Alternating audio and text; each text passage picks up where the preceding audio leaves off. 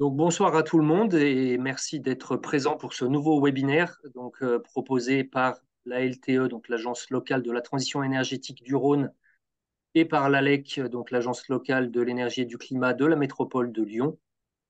Donc, ces webinaires vous sont proposés depuis le Covid, où tous les événements présentiels avaient dû être reportés. Et du coup, on a conservé ce format qui permet à chacun de suivre un sujet qu'on va approfondir pendant à peu près une heure.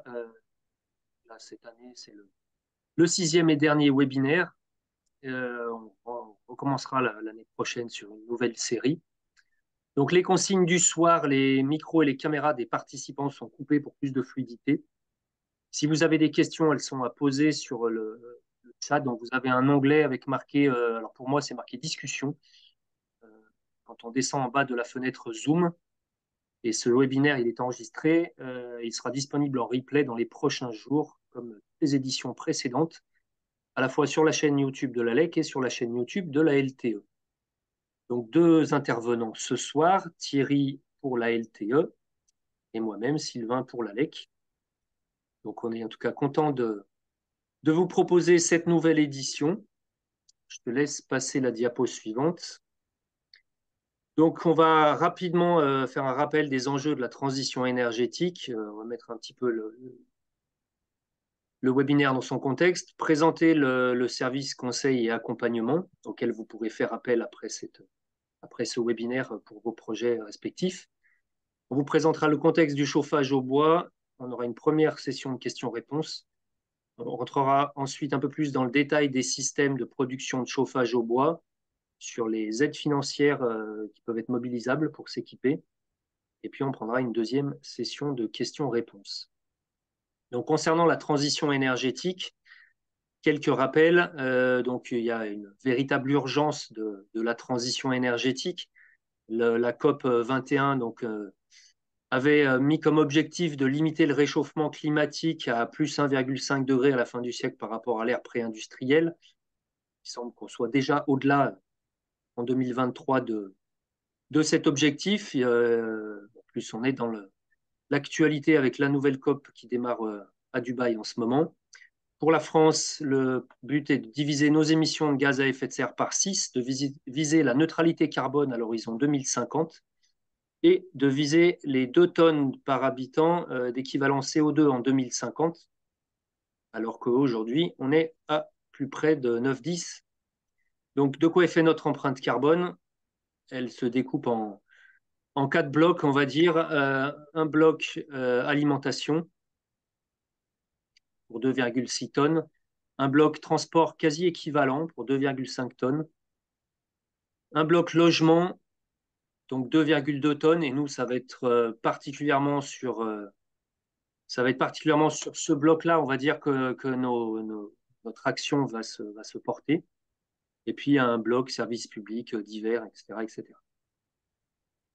Donc, concernant le service conseil et accompagnement, on va en gros vous expliquer un petit peu comment on fonctionne. C'est relativement simple. On a sensiblement les mêmes vocations. L'ALEC fait le conseil sur le territoire de la métropole, donc 59 communes, 1 400 000 habitants. Nos locaux sont à Charpennes. La LTE s'occupe du reste du Rhône, avec plusieurs permanences sur les communautés de communes et avec un siège dans la gare des Brotteaux. On fait partie d'un réseau qui s'appelle aujourd'hui le réseau France Rénov, après avoir pris plusieurs noms. Donc, vous avez peut-être connu le réseau des espaces info énergie qui a été mis en place en 2000-2001. Ensuite, on a eu le réseau FAIR en 2015 et aujourd'hui, il y a plusieurs centaines de structures en France et c'est le seul réseau qui fait du conseil gratuit, indépendant et neutre. Vous en avez partout dans tous les départements français et donc ce réseau s'appelle France Rénov.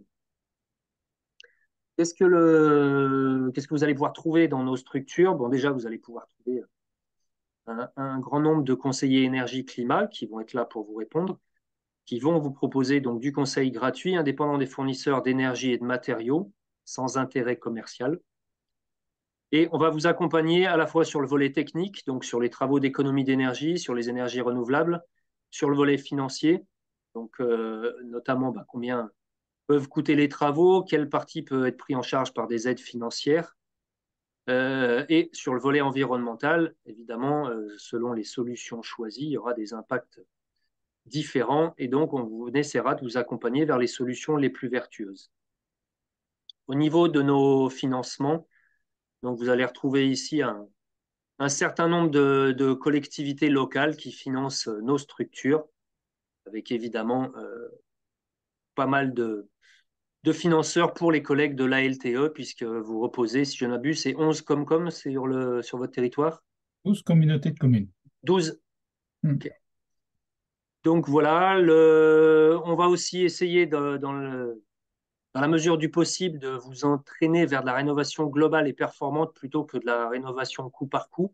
Ça sera beaucoup plus performant et à la fois, bah, ça permettra d'augmenter la valeur de votre logement, d'améliorer votre confort, de réduire vos factures d'énergie. Et en ces périodes, c'est quand même quelque chose de particulièrement intéressant et d'avoir un chauffage plus performant et plus économe.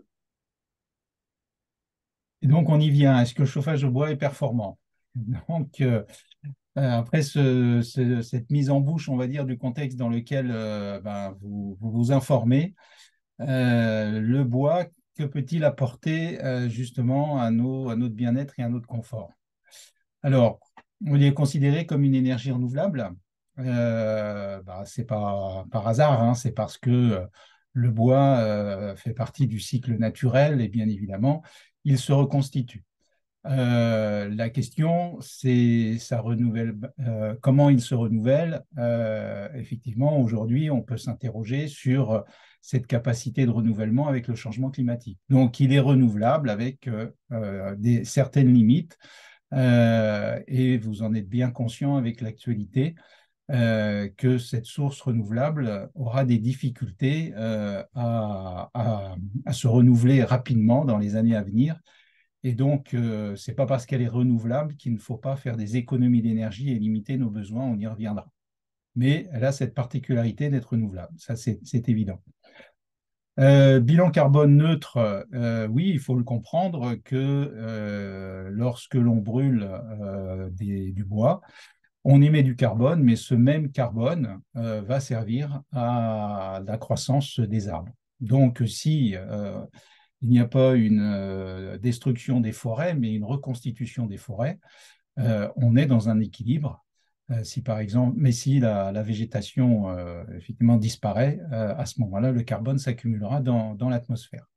Émissions polluantes, donc ça, on va le découvrir. Le bois peut être très polluant, sauf si on maîtrise ses combustions et si on a des appareils performants. Et c'est pour ça qu'aujourd'hui, il y a également des aides qui vous incitent à changer votre vieux matériel pour avoir des appareils indépendants beaucoup plus performants que les vieux poêles ou les cheminées ouvertes qui deviennent interdites dans certains secteurs.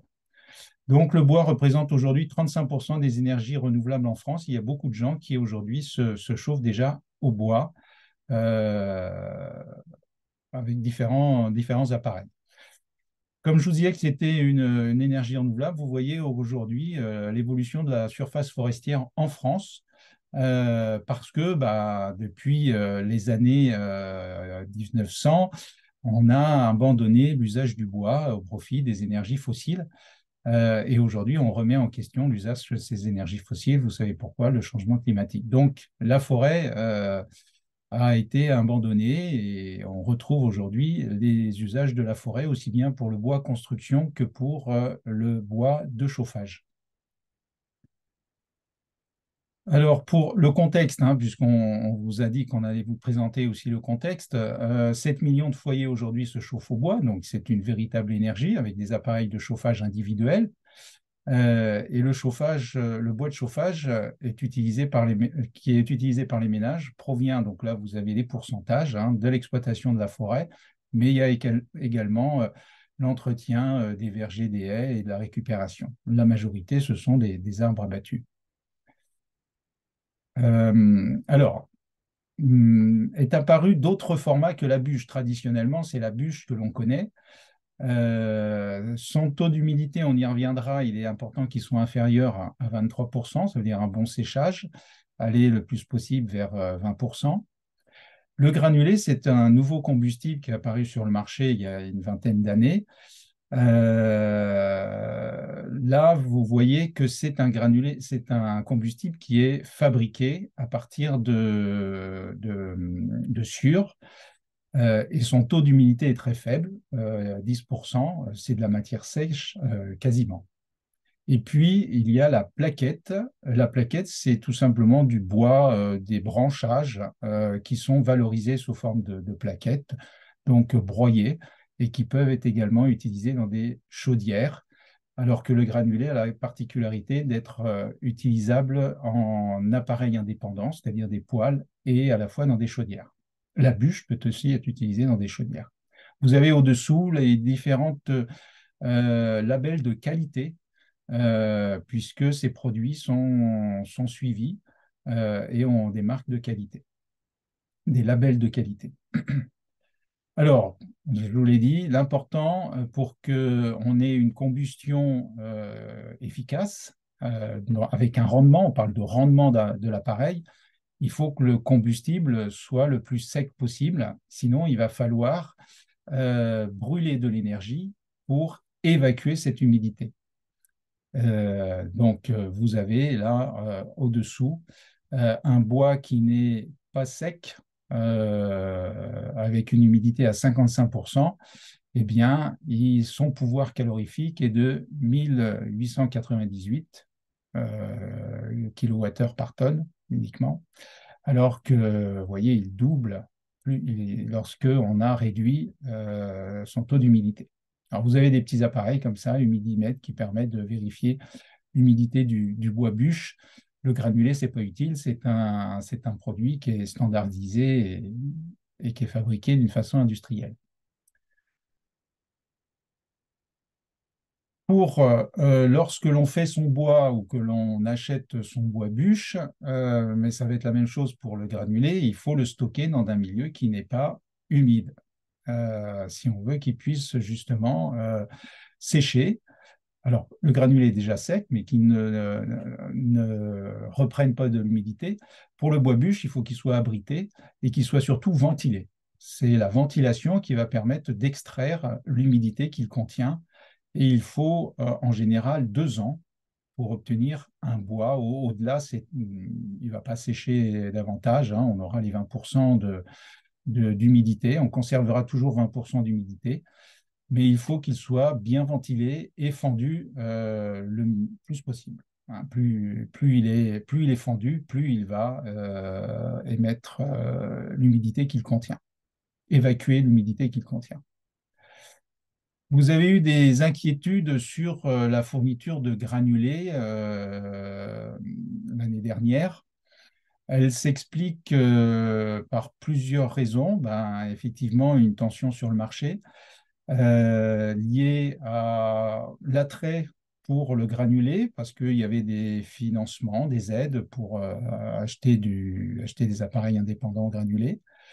Il y a eu donc le report sur le granulé à cause de la hausse du gaz, et puis des tentations à spéculer, on va dire, sur le granulé, donc du coup à faire des stocks qui ont créé une pénurie sur le marché, et donc le prix a augmenté. Donc plusieurs choses, des unités étaient de toute façon en cours de production, mais en cours de fabrication, hein, des unités de production qui avaient bien prévu que la demande allait augmenter, mais pas forcément un report aussi rapide, et puis surtout un effet de stockage. Voilà. Donc aujourd'hui, les prix se rétablissent. Le report s'est également fait sur la vente de bois bûche, avec plus de 31% de vente sur la région Auvergne-Rhône-Alpes en 2022. Là, vous avez des courbes qui vous montrent sur plusieurs années la tendance à l'augmentation du prix de l'énergie. Euh, c'est constant pour toutes les énergies, d'avoir un prix qui augmente autour de 3% par an, entre 2 et 3% par an. Voilà. Vous avez les moyennes à côté. Donc, sachez que le prix de toutes les énergies continuera d'augmenter, quelles qu'elles soient. C'est pour ça que l'important est de faire des économies d'énergie et d'isoler son logement pour en avoir le moins besoin possible de ces énergies. Mais il y aura des reports qui se referont et qui créeront des effets d'augmentation.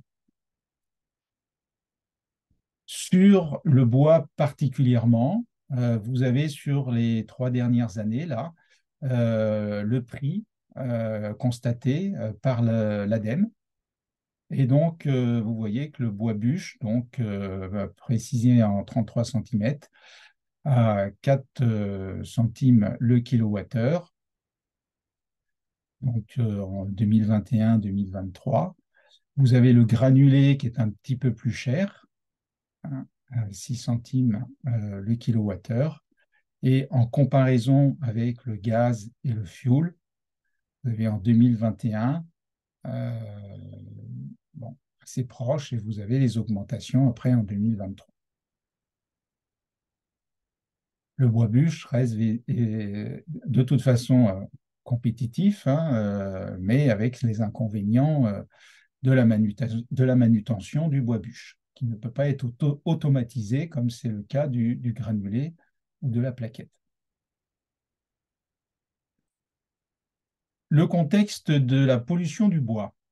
Alors, 25% des poêles à bois, serre et chaudières des ménages sont de vieux appareils. Donc, plus, alors il reste encore des cheminées ouvertes.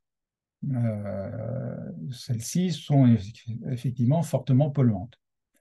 Les émissions de particules fines en France dues au bois, vous voyez que donc les particules, on les caractérise par PM 2,5. Il y a d'autres particules plus fines, mais celles qui sont caractérisées du bois, c'est PM 2,5. 98% de ces particules, des 64% du chauffage au bois, proviennent des maisons individuelles, des résidences individuelles. D'où l'intérêt qu'on porte justement sur ce webinaire pour modifier ou si vous changez de chauffage, d'avoir des appareils performants. Les 2% restants sur les secteurs collectifs, tertiaires et industriels, qui sont souvent là des chaudières collectives et donc beaucoup plus performantes et peu émettrices de particules fines.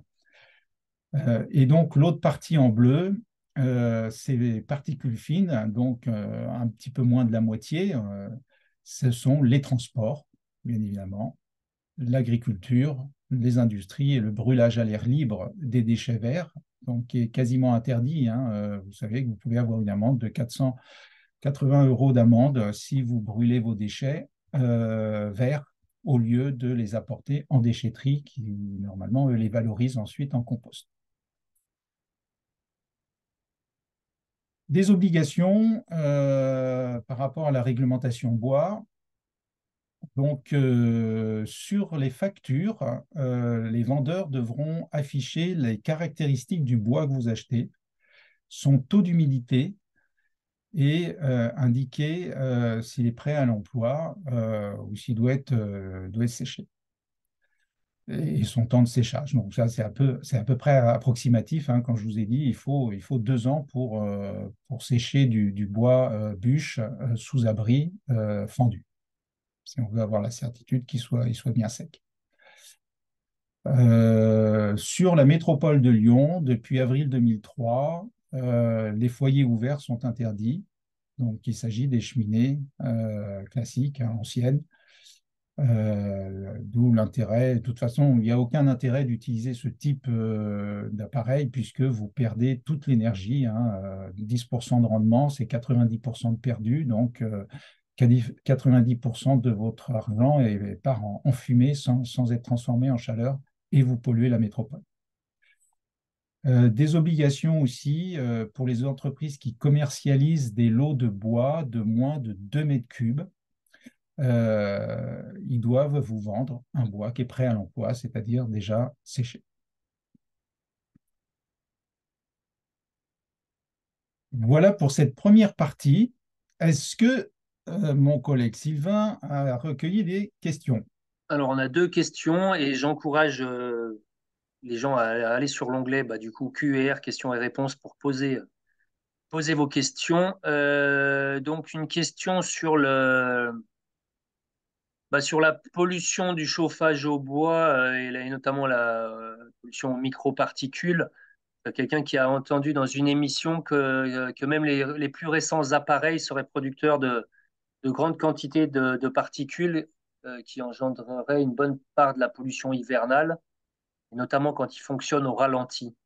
Donc, il nous demandait si on avait des données chiffrées sur la question.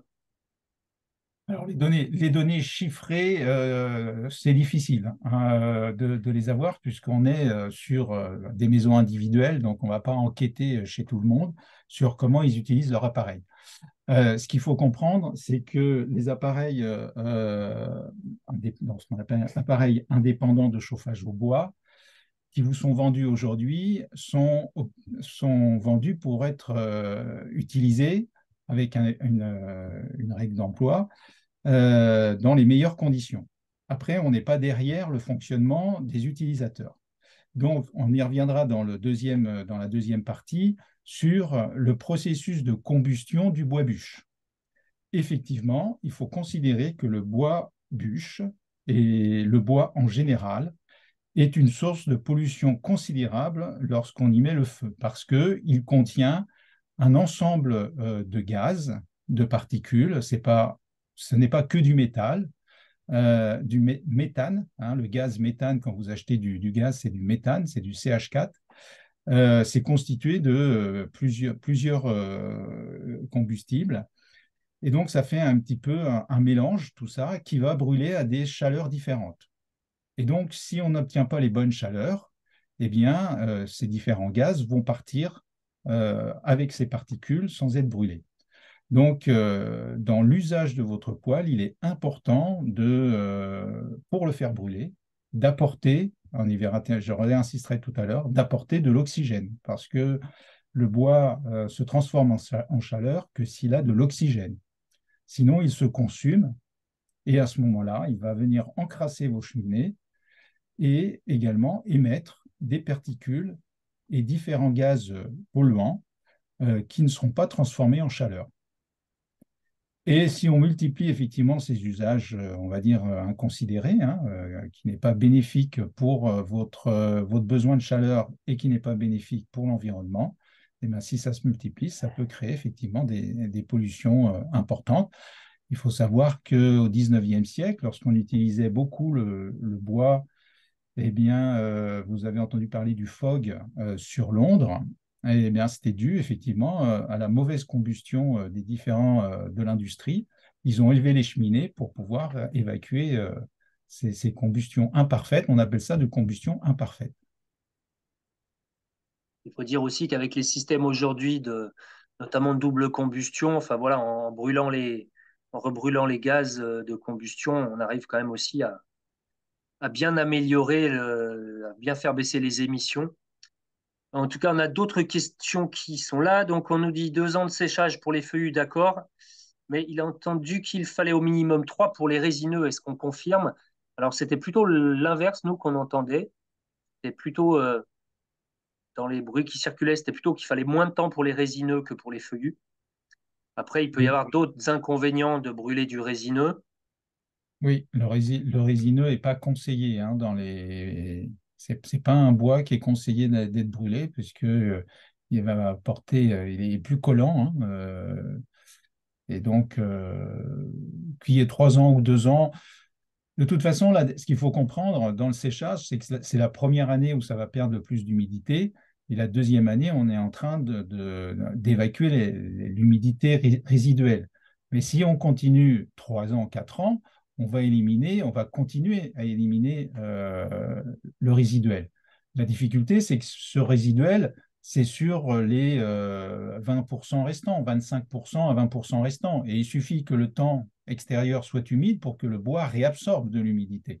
Donc, plus il restera à l'abri de l'humidité et à l'abri de la pluie, plus il va se stabiliser vers les 20%. Donc, le résineux, c'est un petit peu la même chose. Si vous allez vers 3 ans, bah, il sera un petit peu plus sec, mais ça sera pareil pour le feuillu. Je dis encore dépannage, bon, pourquoi pas, mais voilà, c'est un bois qui va libérer rapidement son pouvoir calorifique, mais qui va moins tenir sur la durée. C'est aussi peut-être un peu moins intéressant. Sur une autre question, donc sur l'interdiction des foyers ouverts dans la métropole, je peux éventuellement répondre, est-ce que c'est uniquement sur les nouvelles constructions ou également sur les foyers ouverts existants? Les deux. Donc, clairement, si vous êtes déjà équipé, vous n'avez plus le droit d'utiliser votre foyer ouvert. Alors, autre question, à partir de quelle année peut-on considérer que les inserts sont performants? Alors, ça, c'est dans votre. C'est Alors là, difficile parce il y a un marché indépendant sur votre facture. Normalement, il y a eu des flammes vertes qui ont commencé. On y viendra tout à l'heure aussi sur la qualité des appareils. Aujourd'hui, on est à la flamme verte 7 étoiles. Il y a eu plusieurs étoiles, 1, 2, 3, 4. On est à la flamme verte 7 étoiles. Donc, aujourd'hui, on considère que c'est la septième étoile qui est la plus performante. Tous les autres appareils le sont un peu moins. Donc, s'il n'y a aucune étoile, ben, ce n'est pas un appareil performant. Après, on peut corriger en fonction de l'usage, on y viendra tout à l'heure, mais il est bien évident que les appareils se sont améliorés sur leur fonctionnalité, quoi. ce qu'on peut dire aussi, en tout cas pour ce qui est de l'aide de la métropole, que j'aurai l'occasion de développer un petit peu plus tard, mais l'aide de la métropole, elle est versée pour les remplacements des foyers ouverts et des foyers fermés avant 2002. Donc ça donne un peu une idée. On va dire que des foyers ouverts, des foyers fermés, pardon, qui ont plus de 20 ans, ne sont pas très performants. Et je vous présenterai bah, du coup ce que j'avais chez moi et par quoi je l'ai remplacé. Parce que j'avais effectivement un foyer fermé qui datait de plus de 20 ans et le rendement étant vraiment pas terrible, du coup, c'était intéressant de changer. Donc, alors il faut savoir donc, que c'est flamme verte ou équivalent. Il peut y avoir d'autres labels qui peuvent permettre de rentrer dans les clous. Et en fait, aujourd'hui, le 7 étoiles est devenu la norme. Et en fait, bientôt, on parlera plus que de flamme verte. Puisqu'en fait, flamme verte voudra dire équivalent flamme verte 7 étoiles. Alors, est-ce que tu connais l'évolution du prix du bois en plaquettes? Il n'était pas dans le tableau? Bah, Non, tu peux peut-être revenir un petit peu en arrière. Je ne sais pas s'il y avait la courbe pour la plaquette. il il faut savoir que c'est assez. Voilà. La plaquette, elle est tout en bois, c'est le bois, tout en bas, pardon, c'est le bois déchiqueté. Quoi qu'il en soit, je vous disais que toutes les énergies augmentaient entre 2 et 3% par an, quoi qu'il se passe. Alors après, en fonction des crises internationales, il peut y avoir effectivement des bons, mais vous voyez que la plaquette, voilà, c'est du 3% par an, son Bon, ce qu'on augmentation. peut dire aussi concernant la plaquette, c'est que c'est pas vraiment adapté à l'habitat individuel ou alors sur des grosses maisons, peut-être un peu plus à la campagne. Mais c'est vrai que sur de la maison de ville de 100 mètres carrés, on va dire, En la effet, plaquette est quand c'est même plus pour des plus moins grosses adaptée. chaudières. Mm. Voilà, on est sur un combustible qui est généralement un petit peu plus humide et qui va être plus adapté. On va beaucoup trouver par exemple de la plaquette sur des réseaux de chaleur. Et dans les chiffres que Thierry vous donnait tout à l'heure sur le nombre de particuliers chauffés au bois avec des systèmes individuels, ça ne prenait pas en compte le nombre important de particuliers chauffés au bois par des chaufferies collectives. Et notamment sur la métropole de Lyon, on a quelques grosses chaufferies sur Vénissieux, sur la Duchère, sur Vaux-en-Velin, la chaufferie de Surville dans le 8e, qui chauffe des dizaines de milliers de logements. Et c'est aussi une autre façon d'être chauffé au bois. Alors, autre question. Quelle est la part d'importation dans le tonnage des granulés brûlés en France? Ah, la majorité des granulés sont produits en France. Après, c'est vrai que sur le tonnage, je n'ai pas les chiffres. Si ça vous intéresse vraiment, on pourrait les chercher. Il y a eu un rapport qui a été fait par Fibois sur la production de bois énergie sur la région Auvergne-Rhône-Alpes. La majorité du bois provient localement parce qu'il n'y a pas d'intérêt de faire transporter du bois. Après, il peut y avoir effectivement des importations en fonction des manques, etc. Mais c'est le bois local, on va dire, qui est valorisé local à l'échelle régionale majoritairement. Alors, on avait un pourcentage de l'ordre d'à peu près 15% de nos granulés qui étaient importés avant le conflit en Ukraine, qui étaient importés de Russie, Biélorussie et Ukraine. Et effectivement, avec le conflit, il a fallu se passer de ces granulés-là. Il faut savoir aussi que dans les raisons qui ont fait monter le prix du granulé, outre le fait que le prix du gaz augmentait, donc quand on séchait au gaz, ça coûtait plus cher de fabriquer les sacs plastiques, les palettes, tous les produits qui rentrent dans la fabrication du granulé qui servent à l'emballer. Mais on a aussi du coup les Italiens qui historiquement avaient l'habitude d'acheter du granulé plus cher chez eux et qui du coup sont aussi venus acheter du granulé en France et du coup voilà ça a aussi contribué à faire monter les prix. Mais en fait ça nous a permis aussi au niveau national d'accélérer on va dire l'augmentation des capacités de production.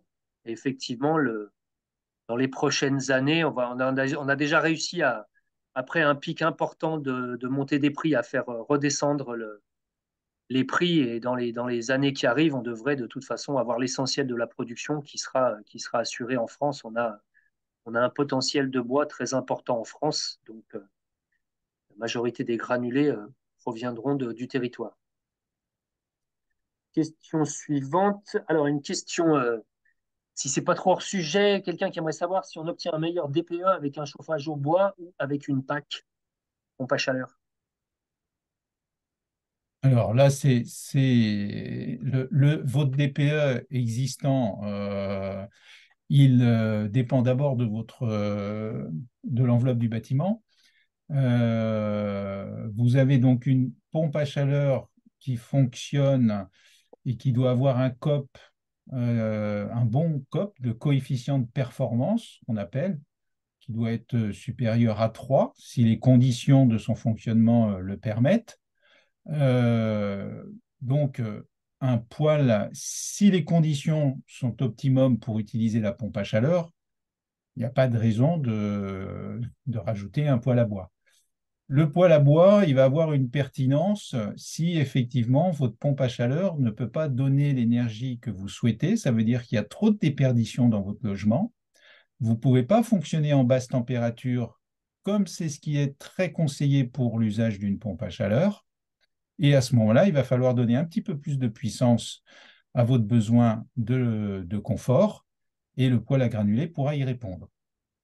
Et donc, dans ce cas-là, ça risque effectivement de dégrader votre note, mais d'une façon limitée, puisque c'est considéré comme une énergie renouvelable. Alors, je te propose maintenant de faire on va essayer de faire des réponses rapides parce qu'il y a pas mal de questions, mais en même temps, c'était le but du jeu. Alors, comment est-ce qu'on sait si notre appareil produit mal le rejet de particules? Enfin, en gros, si notre appareil émet beaucoup de particules, ben, en gros, d'abord, il y a des appareils de mesure. Je sais que nous, à l'ALEC, on a développé une nouvelle offre de balade qualité de l'air et on a justement des appareils qui nous servent à mesurer les particules fines. Donc, on mesure les PM, PM1, 2, 5 et 10, donc différents diamètres de particules. Et ça peut permettre justement de mesurer. Et puis après, d'une manière générale, de toute façon, un appareil va produire beaucoup de particules quand il est mal réglé, quand il fonctionne mal ou pas à sa puissance nominale. Et du coup, on va le voir sur l'encrassement de la cheminée, des vitres. Donc, ça peut être un moyen de voir. Quelqu'un qui nous demande de préciser la double combustion, ce que ça veut dire. Donc, on est bien d'accord, on rebrûle les gaz de combustion, ce qui permet d'améliorer. Voilà. Quand vous avez le bois, on va y revenir tout à l'heure aussi sur les différentes étapes de la combustion du bois. Il faut savoir que c'est un combustible solide et que le gaz, lui, est un combustible gazeux, comme son nom l'indique. Le pétrole, le fuel, est un combustible liquide. Il est beaucoup plus facile de maîtriser ces combustibles fluides, puisqu'on va maîtriser leur apport et leur teneur en combustion, en comburant. Et par contre, le bois, lui, c'est un combustible solide. Et sa difficulté, c'est justement de le maîtriser quand vous mettez une bûche. Et quand vous voyez la flamme se libérer, c'est des gaz qui s'échappent. C'est des gaz que contiennent le bois. Et malheureusement, ben, il n'y a pas forcément la température nécessaire pour brûler l'ensemble des gaz qui s'échappent. Donc la double combustion, c'est d'apporter de l'oxygène en partie supérieure avec la chaleur nécessaire pour que ces gaz s'enflamment à nouveau et ne partent pas en fumée, en gaz en quelque sorte, non brûlés. On appelle ça les imbrûlés. Donc c'est en fonction des appareils, ça peut être une deuxième chambre de combustion avec une entrée secondaire. Après, il y a des ingéniosités un petit peu diverses, les poêles turbo par exemple aussi, qui sont la flamme inversée, qui permet de brûler également les gaz secondaires. Voilà. Alors moi, ce que je te propose, comme il y a beaucoup de questions, j'en sélectionne une dernière avec une réponse très rapide. On passe à la deuxième partie et puis du coup, si on a du temps, on pourra revenir sur les questions auxquelles on Ouais. n'a pas répondu. Donc il y a une question assez simple. Est-ce que des granulés de bois peuvent être utilisés dans un insert? Oui, ça existe. Il y a des inserts qui fonctionnent au granulé. Voilà. Allez, je te laisse enchaîner sur la suite et puis Oui, on verra il y a tout à des l'heure poêles, sur. il y a des poêles hybrides. Alors, les systèmes de production. Donc, il y a maintenant, après le contexte du bois, la production de chaleur à partir du bois de façon le plus performante possible. Donc, il y a des appareils pour ça, hein, parce qu'on peut brûler du bois sur un feu. On fait un feu comme font les Indiens. On brûle du bois. Mais la performance est quasiment proche de zéro, hein. C'est-à-dire qu'on se chauffe parce qu'on met ses mains à côté et tout part en fumée. C'est moins de 10% de rendement, un feu, un feu extérieur. Donc, on va brûler du bois dans un appareil, dans un foyer. Donc, vous avez classiquement le poêle à bûche qui, voilà.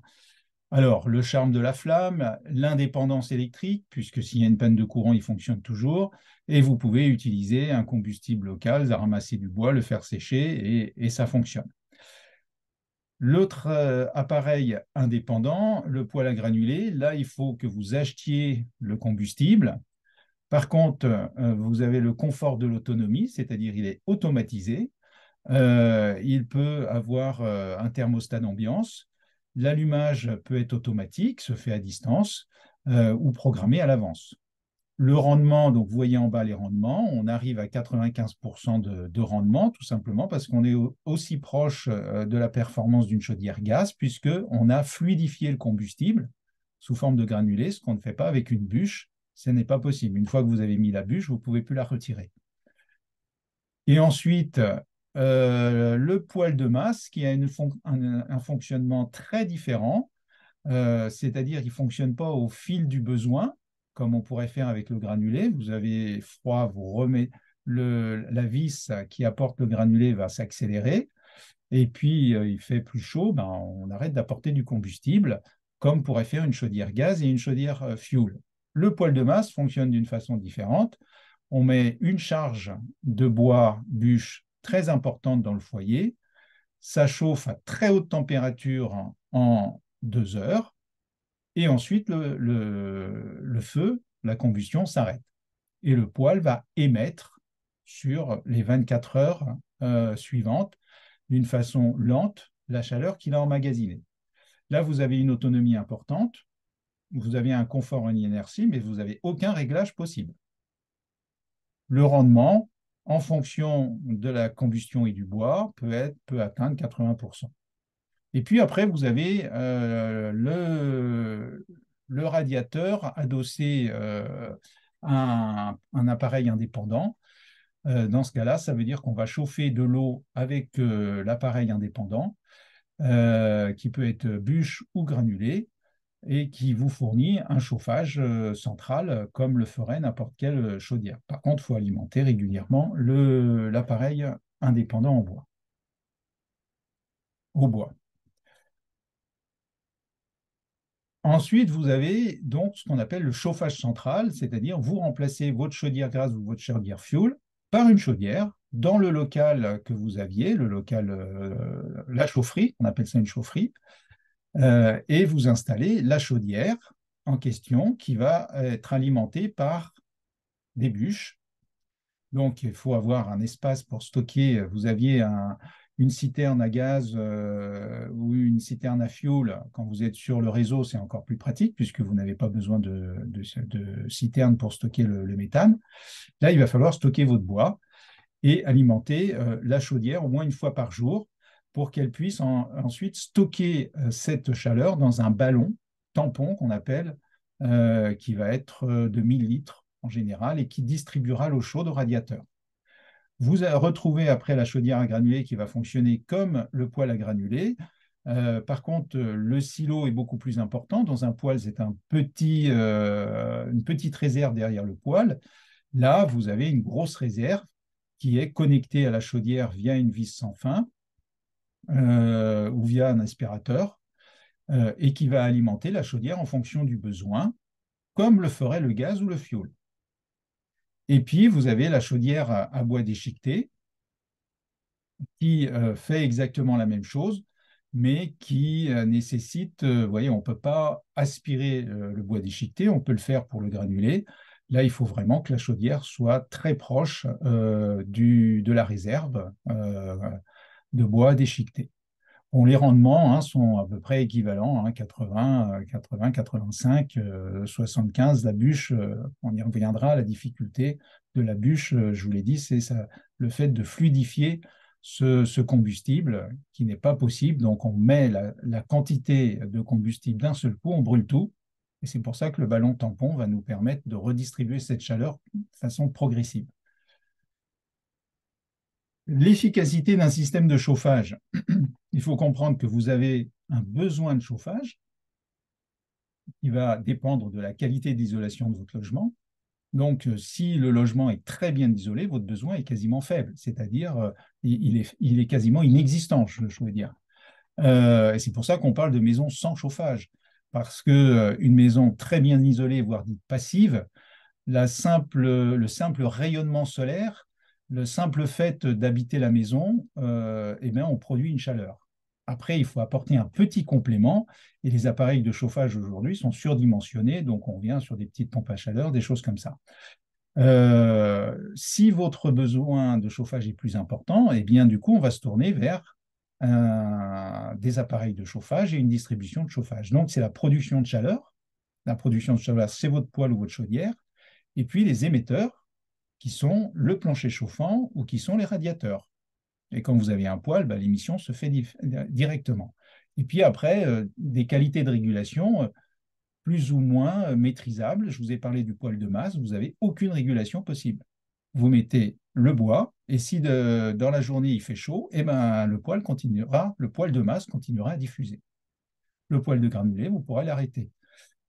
Donc voilà, le rendement du système global, c'est égal à son efficacité.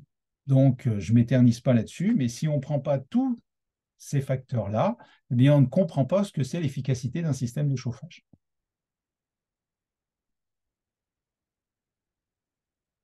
Alors, la première chose que je vous ai dite, c'est de qualifier nos besoins, parce qu'on peut avoir des systèmes de chauffage qui sont surdimensionnés.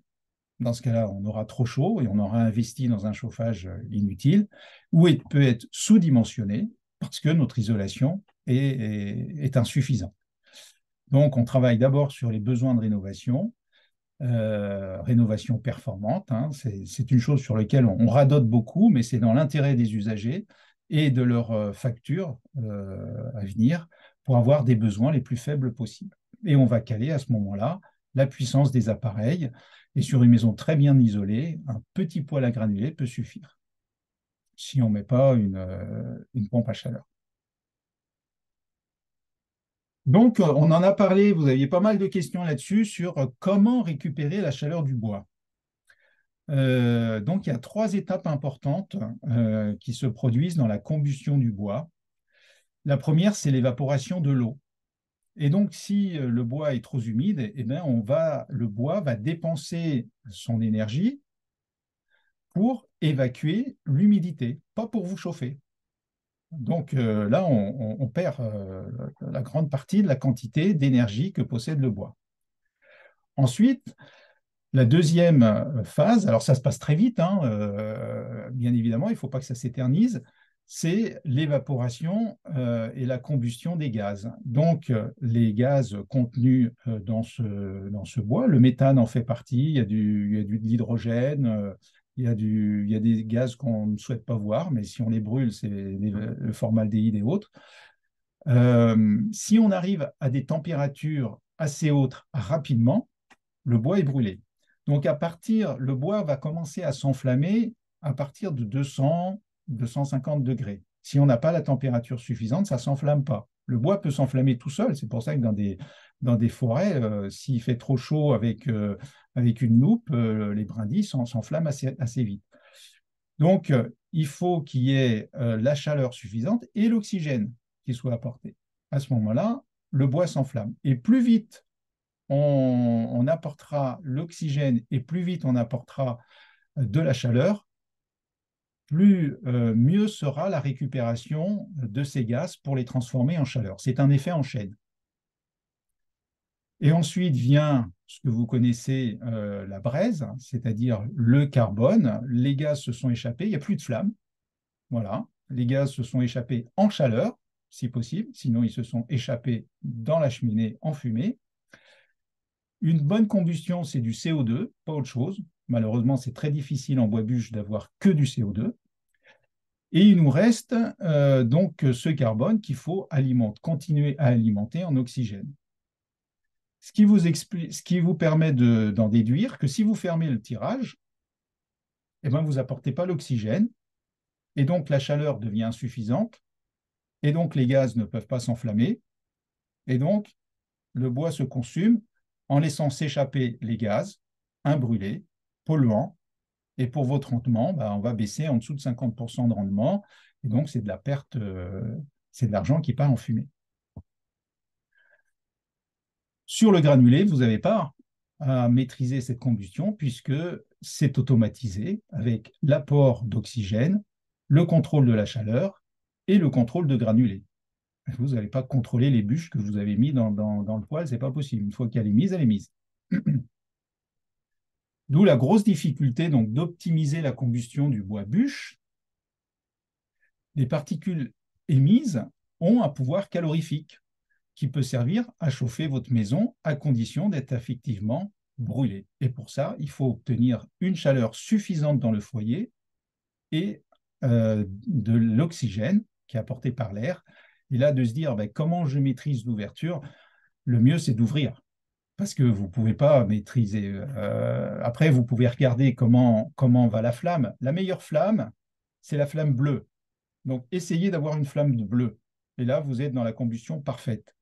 Mais de là à obtenir et de voir une flamme bleue, c'est très, très difficile. C'est quand on a obtenu une très grosse chaleur dans le foyer, on peut commencer à voir apparaître des flammes bleues, comme pour le gaz. Donc, vous avez, alors l'émission de ces particules nuit à l'environnement et c'est de l'argent perdu pour votre porte-monnaie, je l'ai déjà dit. Et donc, vous avez les appareils à double combustion dont on a parlé tout à l'heure, il y avait une question.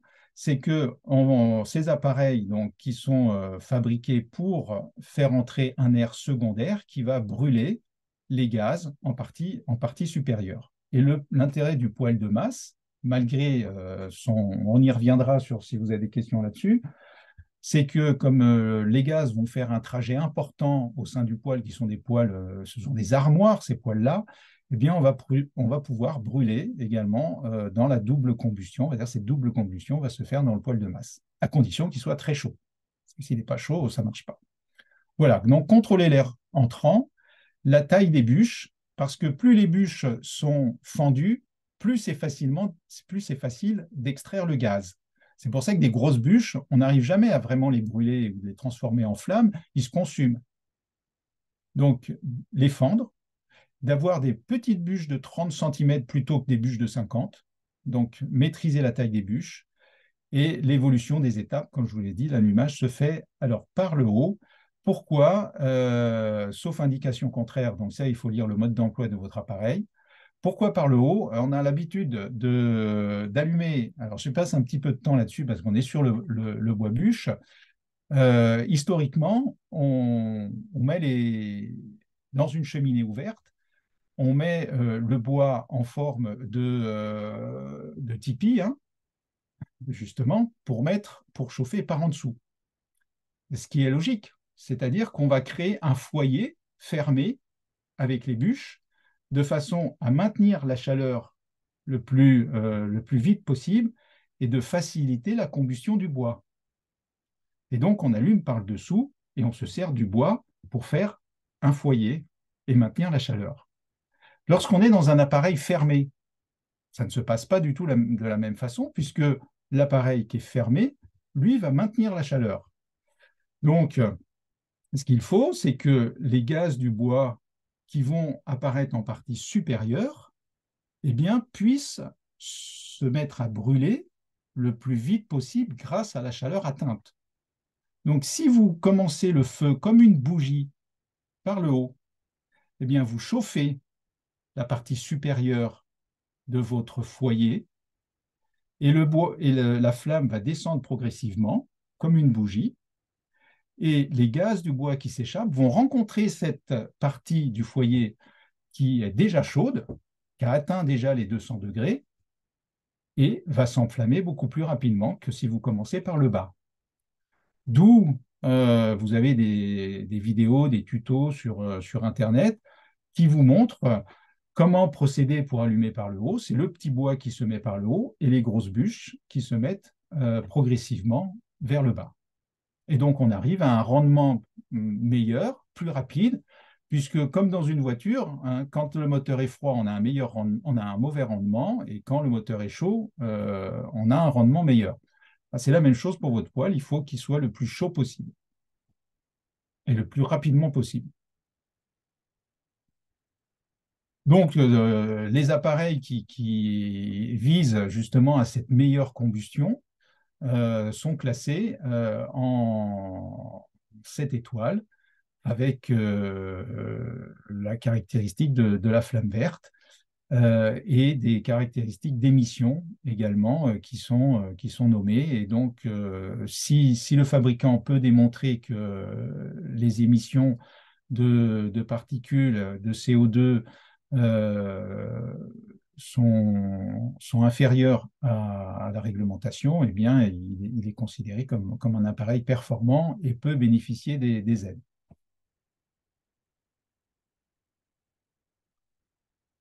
Et pour finir, l'entretien d'un appareil à bois. Un appareil à bois, c'est extrêmement corrosif, c'est encrassant, plus que le gaz, qui est un combustible propre, alors fossile, bien sûr, mais propre.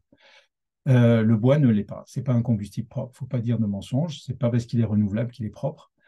Ça nécessite donc un entretien régulier.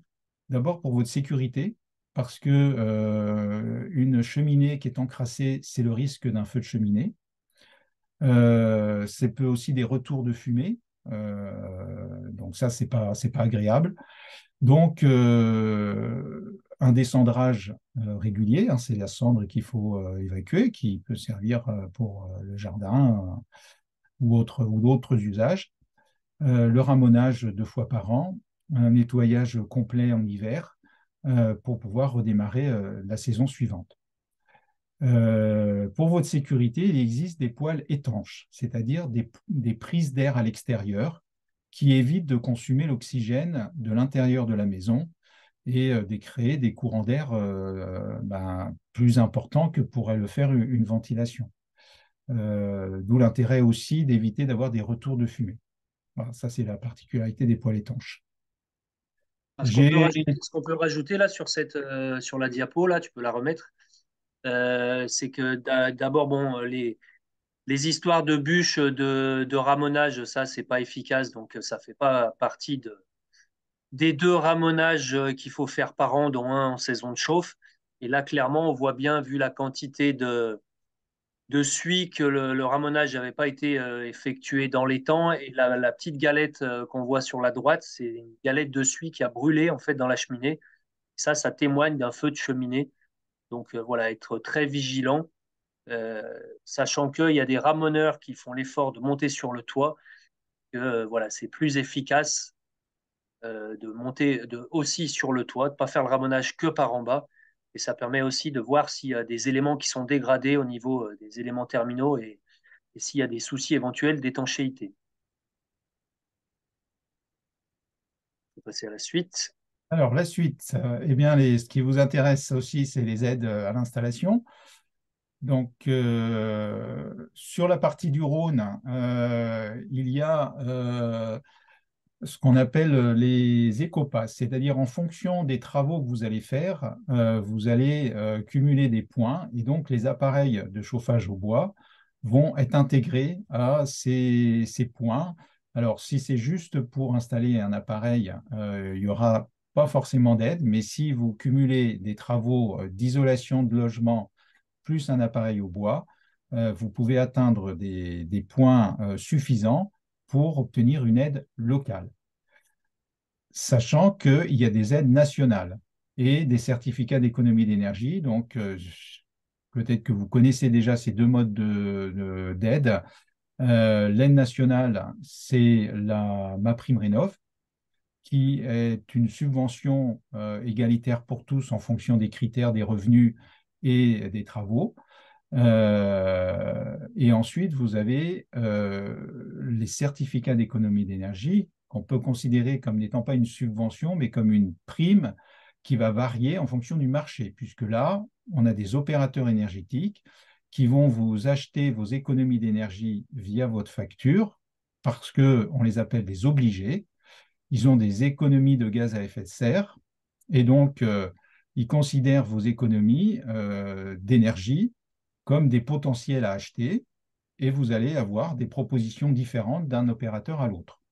Donc, pour bien comprendre, ce n'est pas une subvention, c'est une prime qui répond à un marché, un commerce. Et donc, on vous invite d'aller vers ces opérateurs qui sont certains intéressés, d'autres pas, par l'installation d'un appareil au bois. Et puis l'aide nationale, qui est MaPrimeRénov', qui là s'adresse à tout le monde en fonction des revenus. Et puis les aides locales dont je vous ai parlé. Alors, avant de passer à la métropole qui a une aide spécifique, sur le Rhône, il y a 3 communautés de communes qui donnent une aide au chauffage au bois spécifique, sans autres travaux. C'est la communauté de communes du Pays d'Ozon, de l'Est lyonnais et de Vienne-Condrieu. Voilà, donc les communautés de communes qui sont tout à fait au sud. Je te laisse après pour expliquer l'aide de la prime bois de la métropole, puisque vous avez interdit le chauffage au bois ouvert, en cheminée. Voilà, donc cette aide elle a été mise en place il y a à peu près 5 ans. Et en gros, on a suivi ce qui se faisait déjà sur des endroits où il y avait déjà des problèmes de particules, comme sur l'agglomération grenobloise, la vallée de l'Arve. Et donc, il y a une aide qui a été versée, alors pas pour de l'installation, pas pour du neuf, mais pour du remplacement de vieux chauffages au bois. Donc, cette aide, dans un premier temps, elle était de 500 euros pour tout le monde, 1000 euros pour les ménages modestes. Elle a été revalorisée pour augmenter le nombre de dossiers. Aujourd'hui, l'aide est de 1000 euros pour tout le monde et elle peut aller jusqu'à 3000 euros pour les ménages modestes et très modestes. Donc, elle se cumule avec les autres dispositifs que tu as présentés. L'objectif était de remplacer 3200 systèmes anciens par des appareils à haut rendement.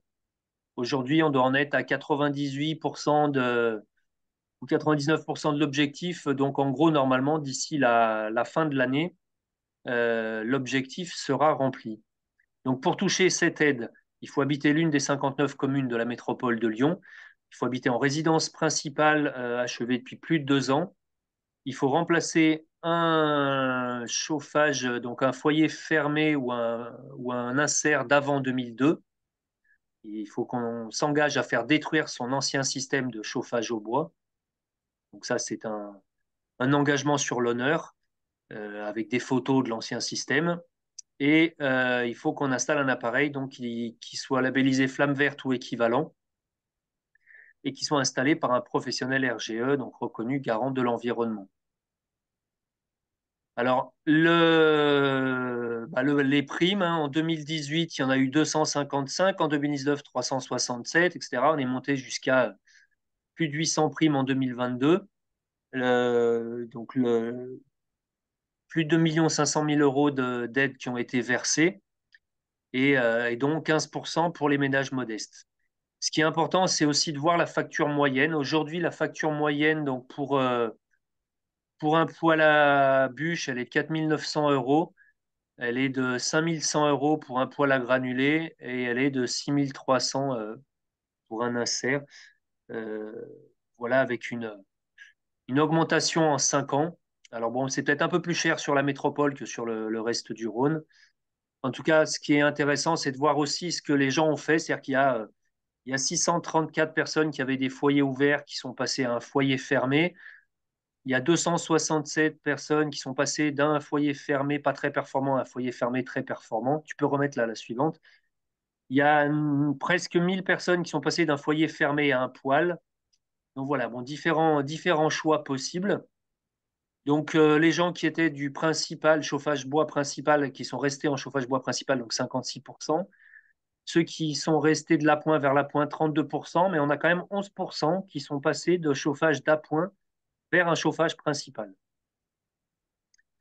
Et je vais vous faire un retour d'expérience, donc, puisque j'ai touché cette prime-là il y a 5 ans, donc au démarrage. Donc j'avais un insert bois pas très performant tel qu'on peut trouver chez beaucoup de personnes, donc avec les briquettes, la grosse poutre en bois.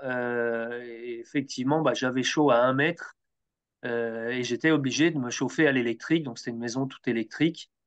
Et effectivement, bah, je ressentais un inconfort thermique et le coût de l'énergie, de l'électricité était relativement important. Et puis, bah, quand à l'agence, on a commencé à sensibiliser autour de la primaire bois, bah, ça m'a permis de rencontrer des professionnels et effectivement de faire des devis. Pour économiser de l'argent, j'ai fait le choix de démonter l'ancien système moi-même, parce que défaire, je peux encore y arriver, refaire aux normes, j'en suis complètement incapable. Donc, bah, quelques coups de masse dans le placo, ensuite, bah, enlever déshabiller tout ce qui était briquettes, poutres, etc. L'insert, bon, il devait peser pas loin de 250 kilos, donc on a réussi à le sortir et après j'ai disqué quelques éléments pour gagner un peu de poids. Et puis, plutôt que de le virer en déchetterie, je l'ai emmené chez un ferrailleur, ce qui m'a permis de récupérer la somme fabuleuse de 20,60 € au prix du métal et de le remplacer donc, par le système que vous avez sur la photo précédente. Tu peux peut-être remontrer la diapo là. Donc, de remplacer par un poêle relativement classique en matière de visuel, moins classique par son combustible, puisque au lieu de choisir granulé ou bûche, moi j'ai fait le choix de prendre un poêle mixte, donc de pouvoir avoir les deux options, ce qui est, euh, ce qui est relativement intéressant, notamment quand le granulé a fortement augmenté. Bon, là j'avais mis les coûts à l'époque, donc en fait avec le poêle en lui-même coûtait à peu près 3 000 €, mais bon après derrière il fallait remplacer l'élément terminal de la cheminée, il fallait refaire évidemment quand un tubage, refaire un raccordement, créer une arrivée d'air extérieur. Donc voilà, en tout, il y avait à peu près un devis complet de 6 500 euros. J'ai ramené à 5 500 en démontant l'ancien système moi-même. J'avais touché à l'époque 500 euros de la prime de la métropole. Bon, elle a augmenté depuis. Un crédit d'impôt de 1 000 €. Bon, aujourd'hui, c'est plus les crédits d'impôt, c'est ma prime rénov. Donc voilà, être déduite à un coût à peu près 4 000 €. Et ce qui est intéressant, c'est de voir que dans les années qui ont suivi, j'ai vraiment peu dépensé au niveau de l'énergie, puisque j'étais les premières années à peu près 25-30 sacs de granulés dans la saison et puis à peu près un 2 stères de bûches. J'ai légèrement augmenté avec le télétravail, notamment avec le Covid et le fait qu'on travaille en télétravail peut-être un peu plus maintenant. Mais en tout cas, voilà, un système intéressant. Le fait d'avoir un système mixte permet de démarrer à distance le poêle, puisqu'aujourd'hui, on a un système avec application sur smartphone qui permettent de démarrer à distance, ce qui m'oblige, on va dire, quand il fait très froid, à laisser la box allumée, parce que sinon, quand je ne suis pas chez moi, je coupe ma box pour les économies d'énergie. Et le granulé permet de monter vite en température. La bûche, elle, permet de stabiliser le soir, le week-end, et tout en payant le kilowattheure moins cher. Donc voilà pourquoi j'ai fait ce choix. Ce qui est en tout cas intéressant, c'est de voir qu'aujourd'hui, en termes visuels, vous avez des possibilités vraiment très, très variables au niveau des appareils de chauffage au bois et que ça devient vraiment des appareils esthétiques qui participent aussi à la décoration de chez vous. Donc voilà, c'est quelque chose, il y a vraiment des options très, très variées.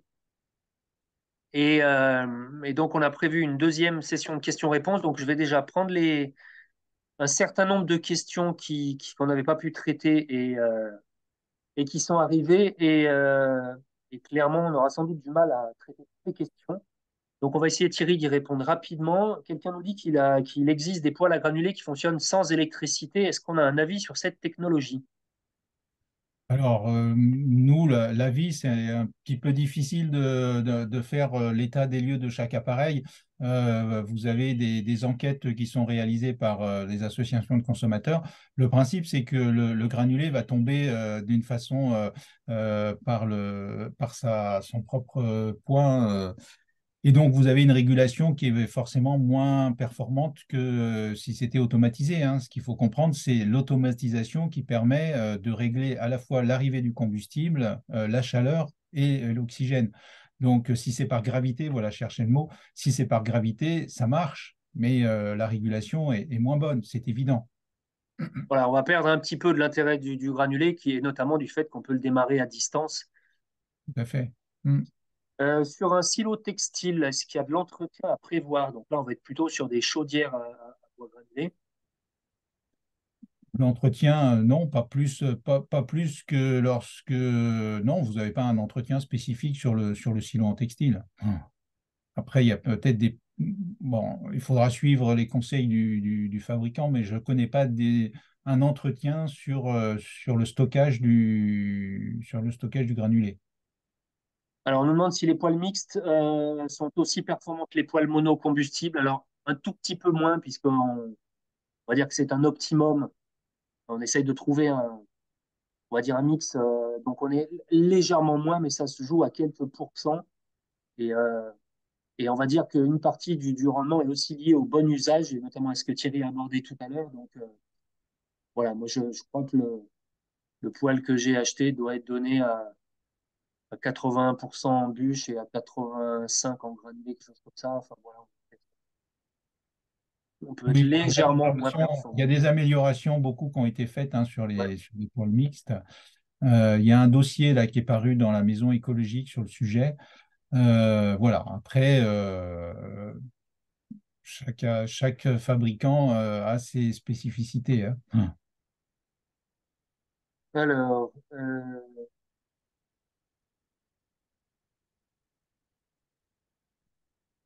Alors, pour tac, tac, tac, on nous demande donc pour les prises d'air à l'extérieur sur les poêles étanches, est-ce que c'est possible d'avoir cette prise dans le conduit de cheminée? Alors, j'ai pas entendu. Pour les prises d'air frais à l'extérieur, pour les poêles étanches, est-ce que c'est possible d'avoir cette prise dans le conduit de cheminée? Euh, Pour je, quelqu'un, je, pour je quelqu'un, t'entends. par exemple, tu m'entends ou pas? Oui, là, oui, mais tu n'étais plus en face du micro. Voilà, c'est en gros pour quelqu'un qui aurait un poêle en plein centre de la maison, c'est-à-dire pas proche d'un mur. Est-ce qu'il est possible d'avoir une prise d'air extérieur dans le conduit de la cheminée? Ah, ça voudrait dire que alors, j'ai entendu ce genre de truc. En principe, la prise d'air va se faire, si vous n'avez pas un mur, ça va se faire par le sous-sol. Que ça se fasse par le conduit de cheminée, j'avoue, je ne peux pas vous répondre là. Ça voudrait il y a un double passage, un passage pour la fumée et un passage pour que l'air puisse descendre. Ouais.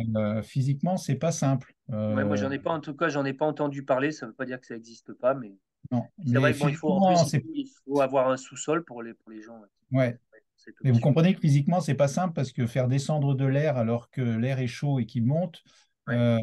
va falloir l'aspirer, quoi. Et voilà, physiquement, ça semble complexe. C'est préférable d'avoir l'entrée d'air le plus proche possible du poêle via l'arrière du poêle ou via le sous-sol. Après, l'air extérieur, lui, il serait plus froid, donc il descendrait peut-être mieux. Mais bon, le problème, c'est quand même. Oui, mais il est réchauffé. Il est Ouais, ouais, réchauffé tout à fait. Alors, est-ce que la réglementation, elle précise quelque chose pour le ramonage, s'il doit se faire par le haut ou par le foyer? Euh, À mon avis, c'est pas précisé, vu qu'il y a des ramoneurs qui ne ramonent que par en bas et que ça passe. c'est des questions sur lesquelles qui sont intéressantes, qui sont très précises. On regardera. Ouais, pour l'instant, c'est pas encore imposé. Tac, tac, tac, alors,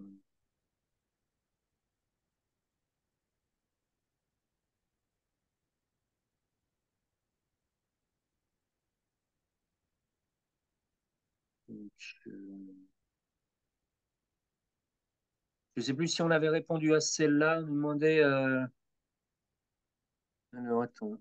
Est-ce que, par exemple, on pourrait être soumis à des réglementations européennes sur le chauffage? Bon.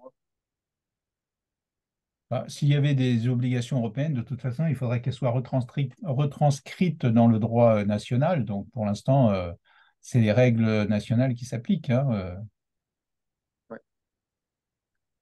Alors, tac, Vous tac. voulez dire de nouvelles règles qui seraient en prévision, pour l'instant, non. Ce dont on entend parler, c'est la pollution des villes, effectivement, qui doit. Donc, d'où toutes les mesures aujourd'hui pour réduire la pollution dans la métropole de Lyon ou dans la métropole parisienne, puisqu'on est au-delà des seuils maximum autorisés par la réglementation européenne. Alors, quelqu'un qui nous dit qu'on a pas mal parlé des particules, mais qu'en est-il des NOx? Est-ce Oui, que, alors, je ne sais plus du coup, sur la diapo sur flamme verte, est-ce que ça fait partie des paramètres mesurés? euh, est-ce que ça fait partie des paramètres Si, mesurés? il doit y avoir au moins je sais pas, enfin, est-ce qu'il y a le monoxyde, dioxyde d'azote? Est-ce que ça fait partie du, je ne sais pas si tu arrives à revenir sur la diapo flamme verte. Je la cherche. De toute façon, comme ils font régulièrement évoluer la réglementation, on va de toute façon vers du plus en plus performant.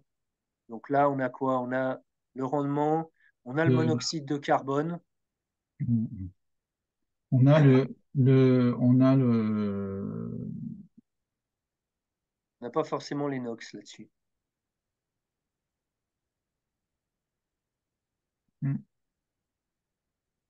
je crois que c'est je regarde sur les obligations par rapport aux critères des appareils. Monoxyde de carbone, composés organiques volatiles, oxyde d'azote. On a oxyde d'azote hein, dans les chaudières à granulés, on a des oxydes d'azote inférieurs à 200 mg par nanomètre cube. Et dans les systèmes indépendants, Alors, je te propose, comme là, on va devoir terminer le webinaire parce qu'on est au niveau du temps, là, on atteint 1h15. Une dernière question, Thierry, est-ce que tu m'entends là? oui, je t'entends. Alors, pour quelqu'un qui aurait une chaudière à granulés, est-ce que la pièce dans laquelle se situe la chaudière à granulés doit être ventilée? Et est-ce que les eaux de condensation peuvent être rejetées dans l'assainissement individuel sans traitement? Alors, oui, parce que c'est de l'eau, hein. Après, il y a très peu de condensation dans le granulé, puisqu'il est quasiment sec. Hmm. Mais d'une façon générale, une chaufferie, elle doit être ventilée, bien sûr. Sinon, il n'y a pas d'apport d'oxygène pour la chaudière.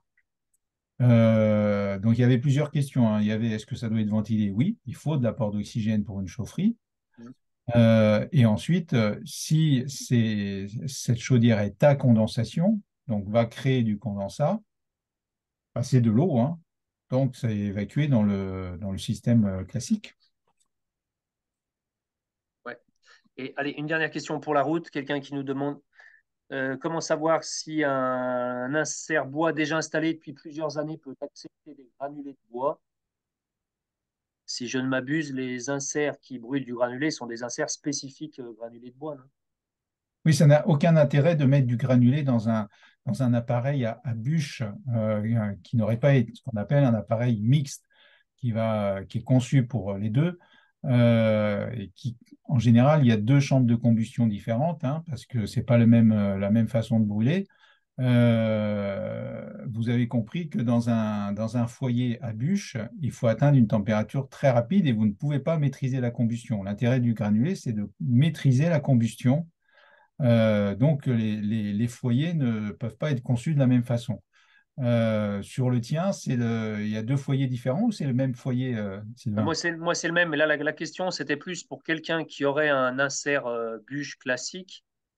En gros, est-ce qu'il pourrait mettre du granulé de bois? Il faut qu'on rajoute quelque chose pour adapter à la condition du granulé de bois. Pas De juste. toute façon, je t'entends plus, il y a une baisse de son. En gros, on ne va pas juste balancer le granulé dans un insert bois bûche qui n'a pas été prévu pour ça. En gros, si c'est Ah, ça là. c'est de la perte, ça va brûler très vite, hein, ça va bien brûler, hein, c'est sûr. C'est comme si vous mettez de la cagette, mais est-ce qu'il y a vraiment un intérêt d'acheter du bois plus cher alors que vous achetez une bûche qui a quand même un coût bien moindre que le granulé? Et l'intérêt du granulé, c'est pouvoir maîtriser sa combustion et sa régulation. Ouais, ouais. Mais effectivement, en tout cas, il y a des inserts spécifiques au granulé qu'on peut installer. Alors moi, je te propose d'aller vers la fin pour montrer nos coordonnées puis la documentation Tout à fait. complémentaire que les gens peuvent éventuellement télécharger sur le site de l'ADEME. Donc, je te laisse Tout à fait. passer les diapos, Thierry, s'il te plaît. Donc, on va revenir à la fin. Hop.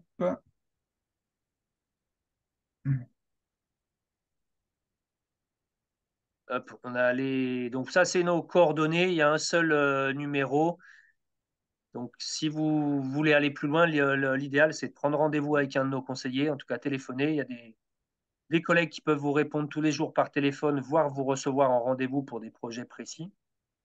Donc là, bah, ça sera selon si vous êtes sur la métropole ou sur le reste du département du Rhône. Et puis, la diapo sur les guides ADEME. Donc, on a des guides ADEME qui se téléchargent en ligne et du coup, vous avez ben, un guide très récent, là, le bois, une énergie renouvelable, adopter le chauffage au bois, comment bien se chauffer au bois, ça reprend pas mal de conseils. Et Et donc, sur les oxydes d'azote, hein, je confirme, c'est bien pris en compte dans les appareils indépendants au bois et qui doit être inférieur à 200 milligrammes. okay. Et ben, merci beaucoup. Et ce sera quasiment le mot de la fin. En tout cas, on vous souhaite de bonnes fêtes de fin d'année. On se retrouve à la rentrée. On démarrera certainement l'année comme les précédentes par un webinaire sur les aides financières, puisque il y a des changements généralement en début d'année et ça peut être l'occasion justement de présenter les nouveautés en matière de financement, de rénovation énergétique et d'installation d'énergie renouvelable. En tout cas, on vous souhaite une très bonne soirée. Merci Euh, Thierry. Au bord du feu avec des chaussettes, comme on voit la dernière diapo. Exactement, le feu, on ne le voit pas, mais il est là-bas.